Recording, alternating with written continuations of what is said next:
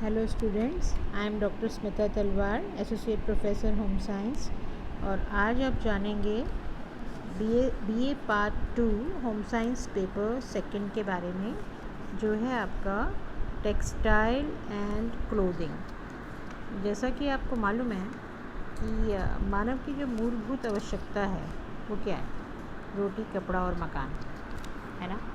तो अब जो रोटी, कपड़ा और मकान है मानव की मूलभूत वजह, तो वस्त्र जो है, वस्त्र जो है वो सबसे ज़्यादा जो हम कह सकते हैं कि दूसरी आवश्यकता है। तो एक टेक्सटाइल्स की एक बुक लिखी है हॉलन एंड सेडलर ने, तो उसमें उन्होंने कहा कि every one of us is surrounded by textiles from birth to death. We walk on and wear textile products, है ना। और we sit on fabric covered chair and sofas, we sleep on and under fabrics. Textile keep us dry, they keep us warm and protect us from sun, fire and infection. अब एक पुराने ज़माने में क्या था कि जब मनुष्य अपने आप को सर्दी से बचाने के लिए, गर्मी से बचाने के लिए, धूप से बचाने के लिए, बारिश से बचाने के लिए पेड़ पौधों की छाल, जानवरों के खाल और ये सब चीज़ें, जो घास पत्ते, इनका उपयोग करते थे। लेकिन जैसे जैसे मानव सभ्यता का विकास हुआ तो वस्त्र निर्माण कला में भी विकास हुआ। और मनुष्य क्योंकि प्रखर बुद्धि का था तो उसने जल्दी सीख लिया। मनुष्य ने प्रकृति से सीखा कि उन्होंने देखा कि चिड़िया अपना घोंसला बनाती है तिनका तिनका इकट्ठा करके, और ये जो आपस में लताएं, टहनियाँ जो हैं प्रकृति में ही आपस में उलझते हैं एक दूसरे के साथ। तो उनके मन में विचार आया कि क्यों नहीं हम भी तिनको, टहनियों को आपस में उलझा कर, गूंथ कर कुछ उपयोगी चीज़ बनाएं। तो उन्होंने इनकी वस्त्र बनाने शुरू किए, चटाई, टोकरी, रस्सी, चारपाई, आपने देखा भी होगा। तो ये उन्होंने बुनना प्रारंभ किया। तो इस तरह से बुनाई शुरुआत हुई। तो समय के साथ साथ क्या हुआ कि जब ये उनको ये लगने लगा मनुष्य को कि वृक्षों की छाल और जानवरों की खाल या पेड़ पत्ते, उनकी तुलना में उनके बनाए हुए जो हाथ से जो बुने हुए वस्त्र हैं वो ज़्यादा आरामदायक हैं, उनसे त्वचा को थोड़ा सुख मिलता है। तो उन्होंने सोचा कि हमें इस तरह से करते हुए क्योंकि बहुत सारे ऐसे वस्त्रों का निर्माण होने लग गया। और आज तो बहुत ऐसे वस्त्रों का निर्माण होता है, वैरायटी आपको मिलती है इतनी वस्त्रों में, और उसमें किसी में कोई गुण है कि कोई मजबूत है, टिकाऊ हैं, विलक्षण उनमें गुण भरे हुए हैं। दूसरी बात, अब तो जो रासायनिक क्रियाओं से युक्त जो ऑक्सीजन, नाइट्रोजन, हाइड्रोजन, पेट्रोलियम, कोयला, इनके तत्वों के सहयोग से भी बने हुए जो आप देखते हैं वस्त्र, वो भी आजकल दिखते हैं आपको, और उनकी बहुत आकर्षक होते हैं, बहुत ही अच्छे लगते हैं, और उनकी सबसे बड़ी बात है कि उनमें बहुत अच्छे गुण होते हैं। तो ये इस तरह से वस्त्र उत्पादन कला जो है ये बढ़ती जा रही है। और आपको ये जो आपका विषय है ये बहुत ही रुचिकर भी लगेगा। तो ये वस्त्र एवं परिधान, और आप अपने आसपास बहुत सारे इन चीज़ों को देखेंगे, जानेंगे। तो ये इसके सिलेबस को पहले थोड़ा सा समझते हैं और कुछ प्रयास करते हैं कि आपको इसमें जो है कुछ ये क्लियर हो कि आपको करना क्या है। इसमें आपको फाइल बनाने के में भी वैसे में ही आपको बताऊंगी। तो इसमें भी ठीक जैसे एग्जामिनेशन स्कीम में आपको इसकी पहले समझा चुकी हूँ पेपर फर्स्ट में, आप पिछला वीडियो देख लीजिएगा। और ये जो इसमें यूनिट, वही 3 यूनिट होती हैं इसमें। यूनिट 3 आएंगी आपके इसमें। यूनिट 1 है, 2 है और फिर ये 3 है। और यूनिट 1 में जो है सबसे पहले आता है फाइबर या तंतु। फाइबर को हम कहते हैं तंतु, रेशे ये हो सकता है। इसमें जो आपको पढ़ना है इसमें वो करना है कि ये कितने प्रकार के होते हैं। तो वर्गीकरण आएगा, फिर आपके लिए आएगा इसमें आपको बताया जाएगा properties and their importance to the consumer with special reference to the care. तो इनके गुण कौन से हैं, गुण, और फिर इसमें इसका महत्व क्या है, फिर इनकी देखभाल, में क्या क्या बातें ध्यान में रखनी चाहिए, तो वो आएगा इसमें। नेचुरल फाइबर्स जो होते हैं उनको हम कहते हैं प्राकृतिक, ये प्राकृतिक रेशे हैं, प्राकृतिक रेशे। फिर आता है आपका मानवकृत रेशे, है ना, मैन मेड, जिनको कि मानव ने बनाया, जो प्रकृति में विद्यमान नहीं है। ये जो है प्राकृतिक रेशे, इनमें आप देखिए कि आते हैं कॉटन, वूल, ऊन होती है जो एनिमल से मिलती है अपने को, कॉटन कपास का पौधा होता है, सिल्क सेरिकल्चर में सिल्क का, रेशम का कीड़ा होता है, जूट। फिर ये मैन मेड फाइबर्स में पॉलिस्टर, पॉलीमाइड, रेयॉन, ये आपके कोर्स में है। फैब्रिक से जब ये ये जो फाइबर है, रेशा है, इससे बनता है फिर यान, यान कहते हैं सूत को, सूत का निर्माण। तो सूत का निर्माण में आपका सिंपल यान आप जानेंगे, सादा जो सूत होते हैं, नॉवेल्टी यान होते हैं, टेक्सचर्ड यान होते हैं, कुछ टेक्सचर्ड यान जिसे बनावटी यान भी कहते हैं उनको। ये जो फैब्रिक हैं, फिर इस यान से, सूत से बना वस्त्र, या हम कह सकते हैं वस्त्र निर्माण की जो हैं विभिन्न विधियाँ, वस्त्र निर्माण की जो डिफरेंट जो विधियाँ हैं निर्माण की, वो इसमें आपकी आएगा। तो ये हो गया वस्त्र निर्माण विधियाँ। और फिर इसमें वीविंग, वीविंग होता है बुनाई। वीविंग में क्या है कि जब धागा जो है, जैसे मैंने आपको बताया कि रेशे से सूत का निर्माण करते हैं, फिर सूत के निर्माण से जब धागा बन गया, सूत धागा बन गया, तो धागे में ताना और बाना, ताना बाना आपने सुना भी होगा, ताना बाना, इस प्रकार से बुना जाता है। तो इसको हम बुनाई कहते हैं, उसको हम कहते हैं वॉप, वाप एंड वेफ्ट। जैसे ये ताना, ये धागे हैं, और फिर इसके बाद इसमें ये बाना, ऐसे बुनते हैं, ये ताना बाना कहलाता है। इस तरह से वस्त्र का निर्माण होता है। अब ये जो आप ताना बाना देख रहे हैं, तो इसमें टाइप्स ऑफ वीव्स होते हैं, बुनाई के कई प्रकार होते हैं, जैसे कि सादा बुनाई है, ये plain weave, twill weave, satin weave, इनको हिंदी में भी यही कहते हैं। फैब्रिक में आप और देखेंगे निटिंग कैसे की जाती है, निटिंग जो आप ये जो वूल से जब आप निटिंग करते हैं, बुनाई।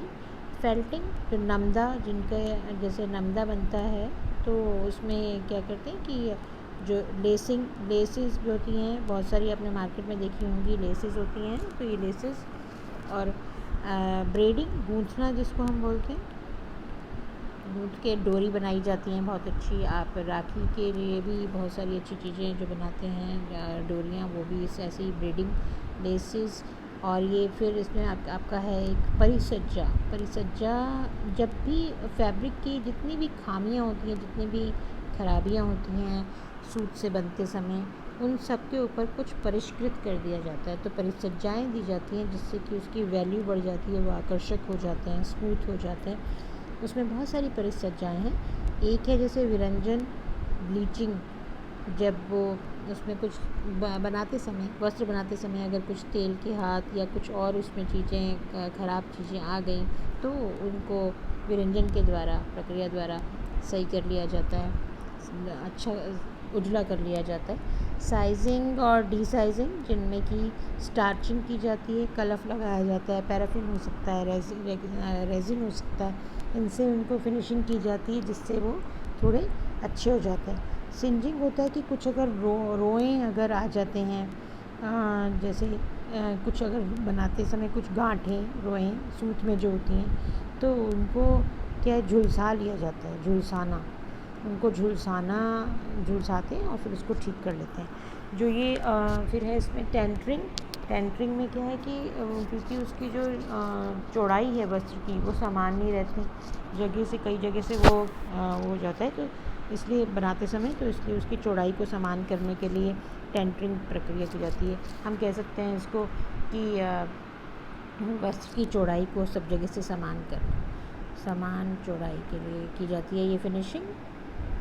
और इसमें क्या करते हैं कि ताना और बाना, जैसे मैं आपको बता रही थी, तो ताना बाना आपको 90 डिग्री पे, 90 डिग्री के कोण पे इस तरह से खींचा जाता है और उस तरह से टेंटरिंग की जाती है।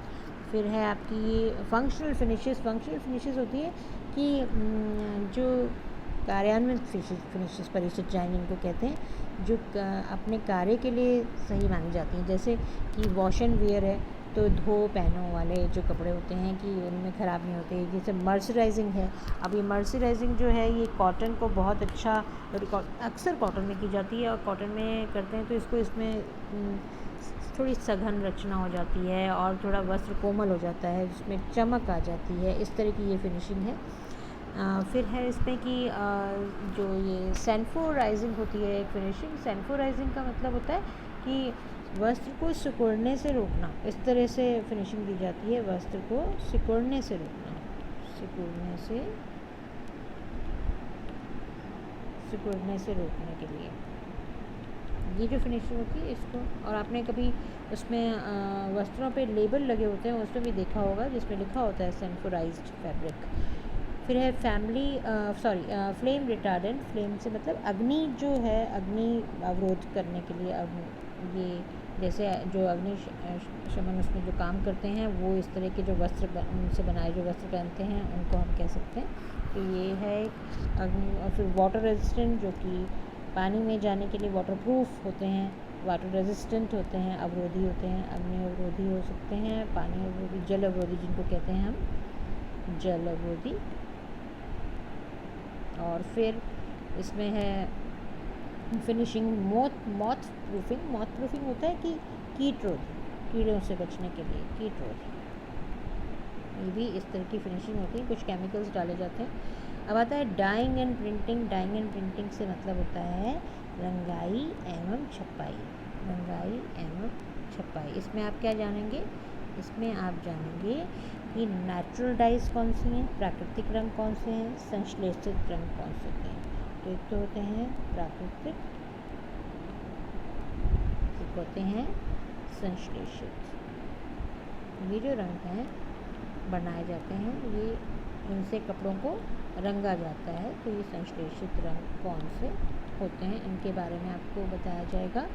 और प्रिंटिंग में जो छपाई है उसका वर्गीकरण, छपाई का डायरेक्ट कौन सी है, रेजिस्ट कौन सी है, डिस्चार्ज कौन सी है। आपने देखा होगा डायरेक्ट होता है कि कपड़े को जब वस्त्र को जब रंगा जाता है वो किसी भी रंग में या ब्रश से या किसी भी चीज़ से जब आप ऊपर से डाई लगा देते हैं, दैट इज़, या जैसे आपने बचपन में कभी अगर आलू और भिंडी इन पे आपने ब्लॉक्स बनाए हों और उसके बाद आप डिज़ाइन बना के और आपने उसको उसमें रंग में डुबोया और फिर आपने कपड़े पे छपाई करी, इसको हम डायरेक्ट रंग बोल सकते हैं, प्रत्यक्ष, जिसको हम बोलेंगे प्रत्यक्ष छपाई। फिर रेजिस्ट है जिसमें कि जैसे बाटिक,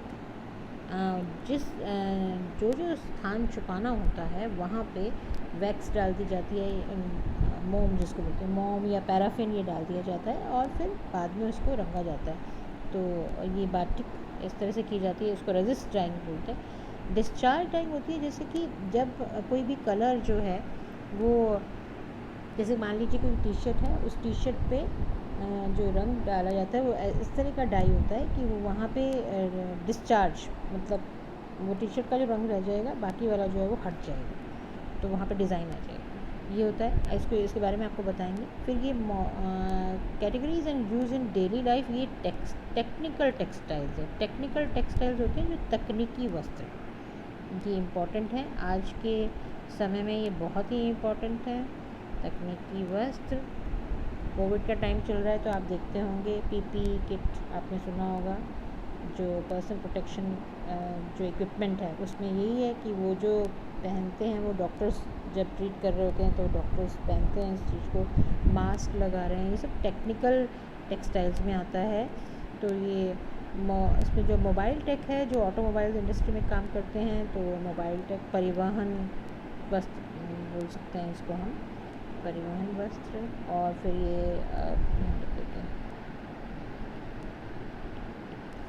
एग्रो कृषि वस्त्र, कृषि में जो काम आते हैं ऐसे वस्त्र, जैसे आपने देखा होगा पक्षियों के लिए जाल जो बनता है, या मछली पकड़ने के लिए जाल बनता है, ये सब होते हैं। जियोटेक जो होते हैं तकनीकी वस्त्र हैं ये भी, कि जो ज़मीन भूगर्भ में जाते हैं, भूगर्भ वस्त्र बोलते हैं उनको, भूगर्भ वस्त्र।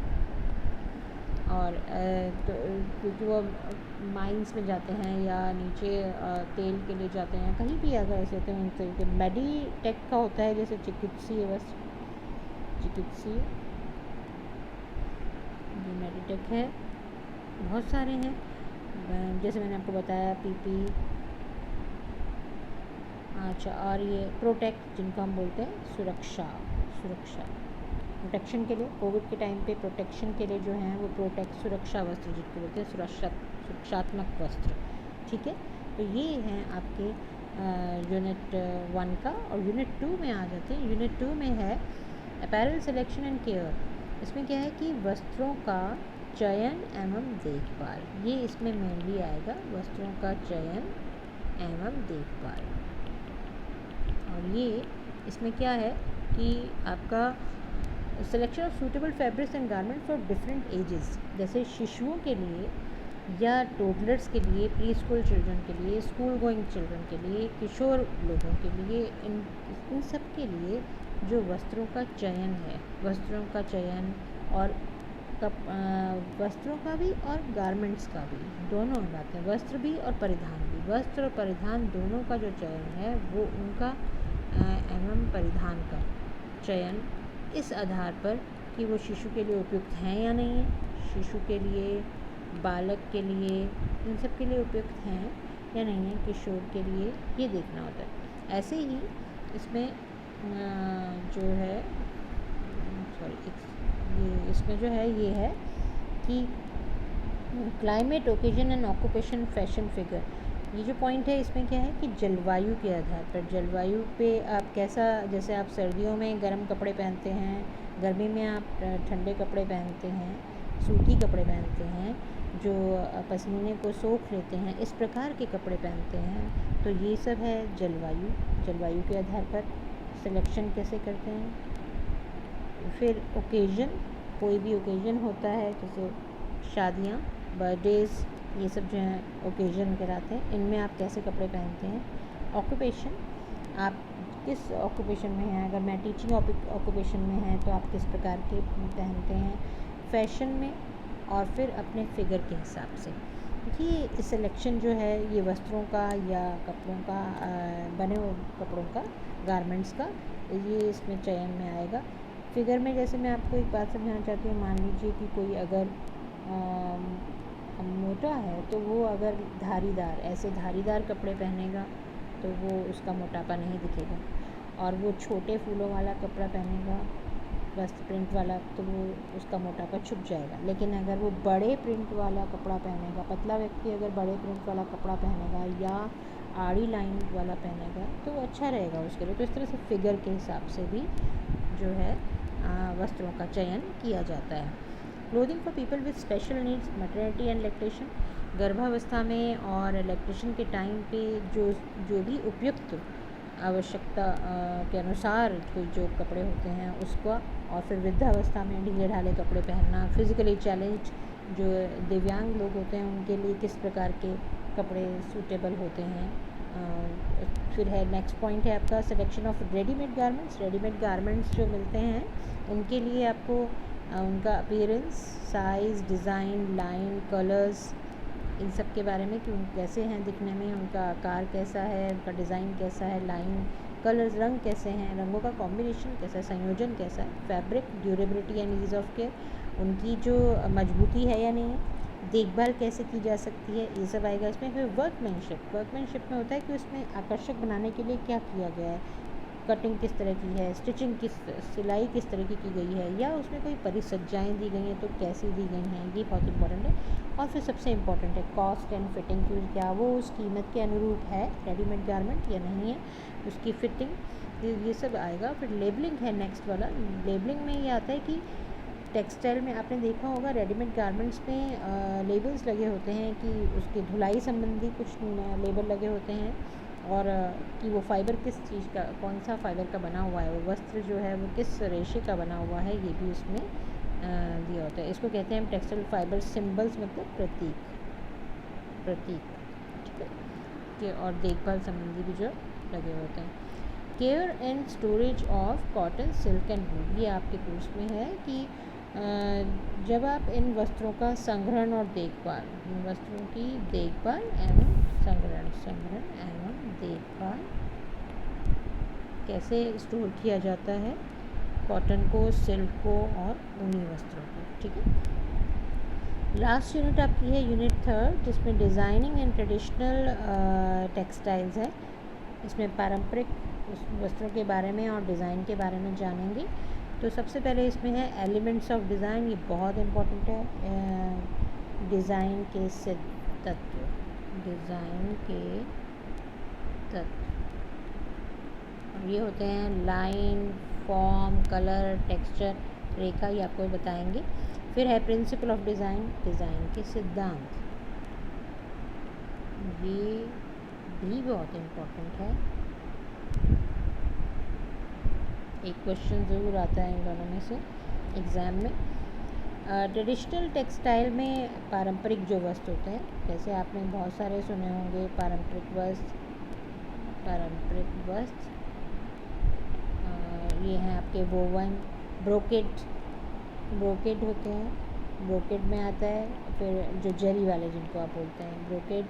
प्रिंटेड में सांगानेरी आपने सुना, बगरू जो जयपुर से 35 किलोमीटर दूर है, बगरू में जो रंगाई और छपाई का बहुत अच्छा काम होता है। सांगानेर में भी सांगानेरी प्रिंट आपने मशहूर है, सुना होगा। कलमकारी, और फिर उसके बाद है आपका डाइड में जो रंग दिया जाता है, तो बांधनी होता है जो आपका टाई एंड डाई, बंधेज, पटोला, ये डाई किए जाते हैं। डाई मतलब रंगे जाते हैं। एम्ब्रॉयडर्ड का मतलब है कढ़ाई। आपने कढ़ाई तो आपको थोड़ी बहुत आप करते भी होंगे और छुट्टियों में आपको करनी भी है अभी। तो कढ़ाई में जैसे कि चिकनकारी आपको पता है लखनऊ की है, फुलकारी पंजाब की है, कांथा बंगाल की है। तो ये सब कढ़ाई, पारंपरिक जितनी भी कढ़ाइयाँ हैं इनके बारे में आपको जानकारी दी जाएगी। और ये बुक्स जो हैं इसमें ये रेफरेंस बुक्स लिखी हुई हैं, वैसे आपको मैं नोट्स दूंगी। और अभी तो आपको जो बुक है ये प्रैक्टिकल की किताब है, ये प्रैक्टिकल स्टिचिंग प्रैक्टिकल, इसको अगर आप ले सकें तो इसमें आपको सैम्पल्स लगाने हैं। और कौन से लगाने हैं ये मैं आपको थोड़ा सा प्रैक्टिकल के बारे में बता देती हूँ। आपकी प्रैक्टिकल फ़ाइल तो यही हो जाएगी स्टिचिंग की, सेकंड वाले की ये। और रूबी चैन की बुक है ये, इसमें लिखा हुआ है और एक साइड पे आपको सैम्पल्स लगाने हैं। तो वो आपको देखिए कि आपको क्या बनाना है। एक आपको स्क्रैप बुक बनानी है प्रैक्टिकल में, प्रैक्टिकल ये रहा, और स्क्रैप बुक बनानी है। स्क्रैप बुक में आपको क्या क्या लगाने हैं, ये धागे लगाने हैं। कौन कौन से धागे लगाने हैं, जैसे सूती, रूबिया, पॉपलिन, इनके जो धागे हैं खादी के। फिर सिल्क फाइबर, जॉर्जेट आता है इसमें, chiffon, crepe, tussar, mulberry silk, इनके अगर आपको मिलते हैं कुछ भी घर में, अगर आपको इस तरह से मिल जाते हैं तो आप फाइल्स में लगाइए। वूल फाइबर फ्रॉम फेल्ट वूल। फिर जूट है, गनी बैग्स, रोप्स, रस्सी होती है जो जूट के आपने देखे हुए हैं, बोरी टाइप जो होती है। Nylon fibre from plastic cord, nylon fibre socks जैसे नायलॉन के बनते हैं, और प्लास्टिक की रस्सी होती है ये सब। पॉलिस्टर फाइबर, स्विंग थ्रेड, ये आपको लगाने हैं धागे। रेयॉन फाइबर, आर्टिफिशियल सिल्क दुपट्टे होते हैं उनके धागे।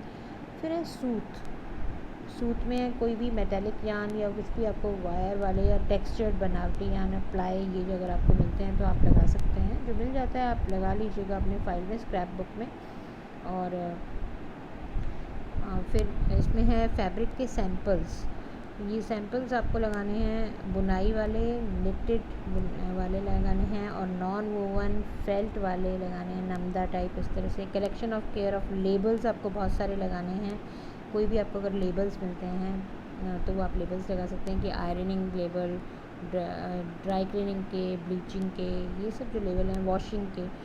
फाइबर सिंबल हैं ये, कॉटन, वूल और सिल्क, ये आप लगा सकते हैं अपनी फाइल में। टेक्निकल टेक्सटाइल्स में जैसे मैंने आपको बताया पट्टियाँ होती हैं, चिकित्सीय जो पट्टियाँ होती हैं, बैंडेजेस और स्क्रॉच पाइप जिससे बर्तन करते हैं, ये सब टेक्निकल फाइबर्स हैं, टेक्सटाइल्स हैं, इनको आप लगा सकते हैं अपने फाइल में। छोटे छोटे सैम्पल्स लगाने। क्लोथिंग में जो ये तो टेक्सटाइल का पार्ट हो गया, क्लोथिंग में आपको क्या करना है, एक सैम्पल बनाना है, सिंपल स्टिचेस का। सिंपल स्टिचेस में किसका बनाना है, hemming and tacking. Hemming and tacking होता है तुरपाई और कच्चा टाका, ठीक है। तो ये जो है ये आपको उसमें जो मैंने आपको बुक रेफ़र की है उसमें आपको मिल जाएगा लिखा हुआ भी, बनाने का तरीका भी। फिर भी आपको नहीं आए तो जब आप कॉलेज आएंगे तब हम आपको बताएंगे। लेकिन जितना आप अगर घर पे अभी आप बैठ के अगर कर सकते हैं अपनी फ़ाइल का थोड़ा ये बना सकते हैं तो अच्छी बात है। अगर बुक अभी नहीं ला सकते तो कोई बात नहीं, लेकिन आप सैम्पल्स बना लीजिए घर में ही। आपको कोई कपड़ा लेके और उसमें आपको तुरपन और सैम्पल का साइज़ जो होगा वो होगा आपका छोटा करना है उसको, साइज़ को 4x4 का हो सकता है या आप फाइल के अकॉर्डिंगली इससे भी छोटा कर सकते हैं। डार्ट प्लेट, ये सीम सिलाई जो है इनमें आपको करनी है। पिन टक्स चुन्नट जो डलते हैं, प्लीट्स डलती हैं जो स्कर्ट्स में डलती हैं, उसमें कौन कौन से हैं, हर एक का आपको एक एक सैंपल लगाना है। जैसे प्लीट में नाइफ प्लीट है और बॉक्स प्लीट है, टक्स में पिन टक्स हैं, इस तरह से। गैदर्स में चुन्नट कौन कौन से ये, फिर कर्व, पाइपिंग और फेसिंग, पाइपिंग किस तरह से लगाई जाती है वो आपको सैंपल तैयार करना है। प्लैकेट ओपनिंग, और आपके कोर्स में जो एग्ज़ाम में भी आपको बनाना आएगा वो होगा आपका गारमेंट कंस्ट्रक्शन। उसमें आपको ए लाइन फ्रॉक, एक ए लाइन फ्रॉक बनाना आएगा, जो मैंने आपको बुक रेफ़र की है उसमें दिया हुआ है, पर मैं आपको वीडियो भेजूँगी ए लाइन फ्रॉक का कि कैसे आपको बनाना है। कॉलर, इसमें एक स्लीव लगी हुई और कॉलर लगी हुई।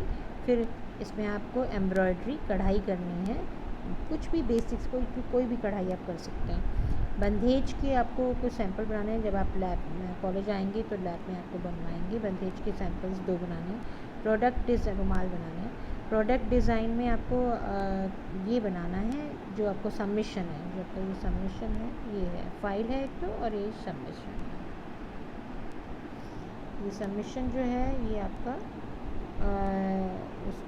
इसमें आप देख लीजिए कि एक तो कुशन कवर आएगा, एक शोल्डर बैग विद एनी कोई भी बटन लगा के, और एक पाउच हो सकता है कोई चेन लगा के, ज़िप लगा के। तो इनमें से कोई एक आप कर सकते हैं, कोई एक का सबमिशन आपको करना है, कोई भी आपके पास चॉइस है, आप बना सकते हैं। एग्जामिनेशन स्कीम ये प्रैक्टिकल की जो है ये इसमें जो आपके कोर्स में आएगा मेजर प्रॉब्लम में, आपको एक ए लाइन फ्रॉक बनाना होगा। उसकी ड्राफ्टिंग, कटिंग, ड्राफ्टिंग होता है जब हम पेपर पे नाप लेकर पेपर पे काटते हैं, तो पेपर पे आपको प्रैक्टिस करनी है, ये मैं आपको बताऊंगी। फिर ड्राफ्टिंग आएगी इसमें, तो ड्राफ्टिंग है पेपर के ऊपर, पेपर कटिंग बोलते हैं उसको, पेपर कटिंग। स्टिचिंग, फिर उसकी सिलाई और फिनिशिंग पूरी तरह से। फिर आपका आएगा कि पहचान करनी हो, अगर आपको यान की, आइडेंटिफिकेशन ऑफ टेक्सटाइल यान एंड फैब्रिक्स कोई पहचान करनी हो तो वो आ सकता है एग्ज़ाम में। या फिर आपकी ये बंधेज का आएगा, बंधेज बनाने का, या कोई भी स्टिचिंग सैम्पल्स आएंगे कि पाइपिंग लगाना है या तुरपन लगाना। और फिर 10 मार्क्स का आपका इंटरनल है। तो ये रहा आपका टेक्सटाइल एंड क्लोथिंग। आज के लिए इतना ही। Thank you.